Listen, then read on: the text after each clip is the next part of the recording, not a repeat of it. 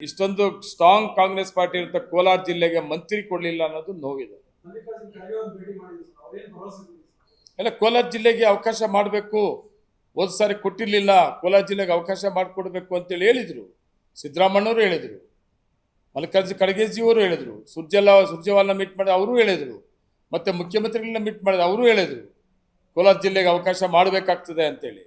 ಯಾಕೆ ಅವ್ರು ಹೇಳ್ಬೇಕು, ಅವ್ರು ಹೇಳ್ಬೇಕು, ನಮ್ಗೆ ಗೊತ್ತಿಲ್ಲ. ಇಲ್ಲಿ ಒಗ್ಗಟ್ಟಿದ್ರೆ ಬರ್ತೀನಿ ಖಾಲಿ ಮಾಡಿಸ್ತಾರಪ್ಪ. ಇವತ್ತು ಹೆಂಗೆ ಮಣ್ಕಾಳ ವೈದ್ಯ ಖಾಲಿ ಮಾಡಿಸಿ ಮಲ್ಲಿಕಾರ್ಜುನ್ ಮಂತ್ರಿ ಅದು. ಕೋಲಾರ ಜಿಲ್ಲೆ ಕಾಂಗ್ರೆಸ್ ಇತಿಹಾಸ ಅನ್ನೋದು, ಕೋಲಾರ ಜಿಲ್ಲೆಯ ಶಾಸಕರಿರ್ಬೇಕು.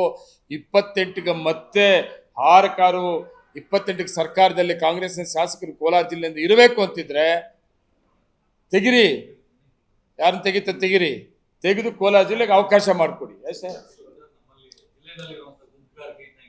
ಅಲ್ಲ, ಫಸ್ಟ್ ಸ್ಟಾರ್ಟಿಂಗ್ ಗುಂಪುಗಾರಿಕೆಯಿಂದ ನಮ್ಮ ಜಿಲ್ಲೆಗೆ ಅನ್ಯಾಯ ಆಯಿತು ಅನ್ನೋದು ಬೇಜಾರು ಇದೆ.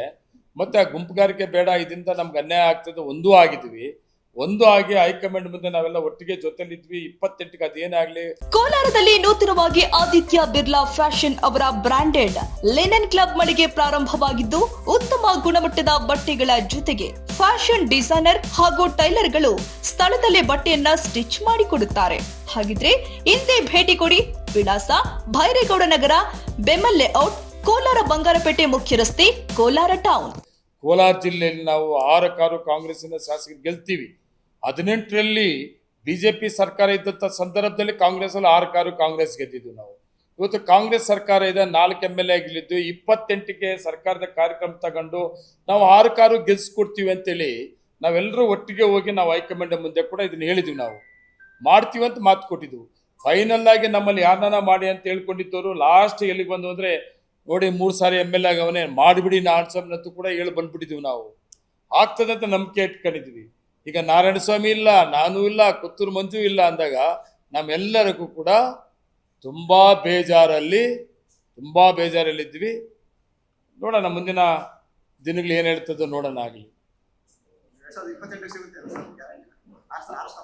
ಅಲ್ಲ, 28ದ ಪ್ರಶ್ನೆ ಬೇರೆ, 6 ಗೆಲ್ತೀವಿ. ಯಾಕಂದ್ರೆ ಸರ್ಕಾರ ಒಳ್ಳೆ ಕಾರ್ಯಕ್ರಮ ಕೊಟ್ಟಿದೆ, ಅದು ಬೇರೆ. ಆದರೆ ಇವತ್ತಿಲ್ವಲ್ಲ, ಇವತ್ತು ಅನ್ಯಾಯ ಆಗಿದೆಯಲ್ಲ ಕೋಲಾರ ಜಿಲ್ಲೆಗೆ, ಬೇಕಾಗಿರ್ಲಿಲ್ಲ. ಅದೇ ನಮ್ಮ ವಿರೋಧ. ನಮ್ಮಂಥ ಜಿಲ್ಲೆಗಳನ್ನು ಅದು ನಾವು ಕರ್ನಾಟಕ ಕೊನೆಯಲ್ಲಿದ್ದೀವಿ. ನಾವು ಇವತ್ತು ಕುಡಿಯೋ ನೀರು ಇಲ್ಲಿಲ್ಲ, ಕುಡಿಯೋ ನೀರಿಲ್ಲದೆ ನಾವು ಸಾಯ್ತಾ ಇದ್ದೀವಿ. ಎತ್ತಿನೊಳೆ ಪ್ರಾಜೆಕ್ಟ್ ಕೋಲಾರ ಚಿಕ್ಕಬಳ್ಳಾಪುರ, ಇವತ್ತು ಕೋಲಾರ ಚಿಕ್ಕಬಳ್ಳಾಪುರ ಬರ್ತದೋ ಇಲ್ಲ ಭಯ ಆಗ್ತಾ ಇದೆ. ಯಾರಾದರೂ ಒಬ್ಬ ಮಂತ್ರಿ ಇದ್ದಿದ್ರೆ ಇವತ್ತು ಈ ನಮ್ಮ ಬರಡು ಭೂಮಿಗೆ ಇಂಥ ಕಾರ್ಯಕ್ರಮಗಳಿಗೆ ಅವಕಾಶ ಸಿಗ್ತಾ ಇತ್ತು, ಡೆವಲಪ್ಮೆಂಟ್ಸ್ಗೆ ಅವಕಾಶ ಸಿಗ್ತಾ ಇತ್ತು. ಇವತ್ತಲ್ಲಿ ಏನೂ ಇಲ್ಲಲ್ಲ ಅಂತ ನೋವಿದೆ.